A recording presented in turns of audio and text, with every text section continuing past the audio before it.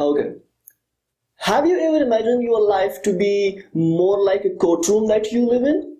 Strange, hmm? But I do feel. A courtroom where the charges go beyond number, the accusing finger holds every single corner, no defense at all, and not even a single jurist who could decide my fate.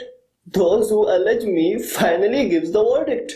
No matter how much they argue, no matter how much they discuss, the end has to come out the same. And guess what? They find me guilty. Guilty of all what they consider me to be, whilst I don't even know if I ever meant it. Like, often I hear a lot of being so rude to you for many times.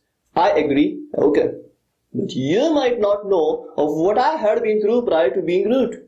When I left this man, I would have left behind someone on the brink of grave, or I might have lost the love of my life. It could be that I'll have little kids at home waiting for me to bring them toys and toffees while I couldn't even afford to feed them. I might be mourning a blunder that stripped me of my repute. I might be forced to live a life that I don't deserve, or I might be forced to step out of one that were meant to be mine. When I prefer to keep silence while being amongst you, it doesn't mean I don't have the confidence to speak, no.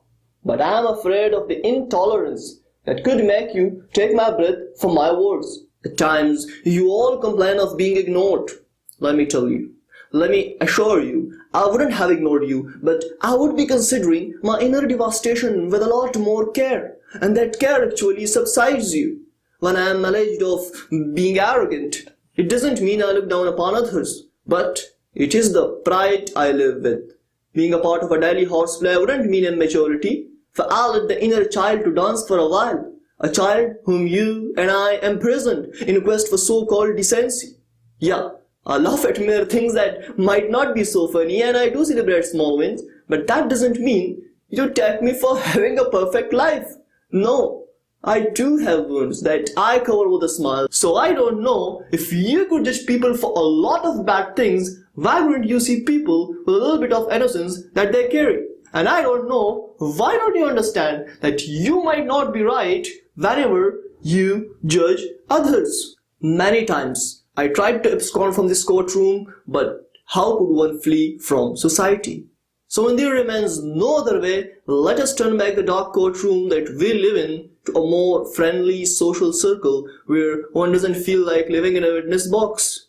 We have to let go our weird judgmental mentality, for it leads us nowhere but to uncertainty, where each one of us feel insecure of the other and particularly of their perception-based judgments. It further creates distances, and now you know why we feel alone while being in circles. Let us dream of a life where the interest would be more in knowing each other, understanding each other, rather than developing perceptions.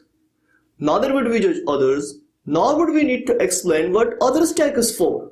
None of us would feel the guilt of being a convict this way anymore.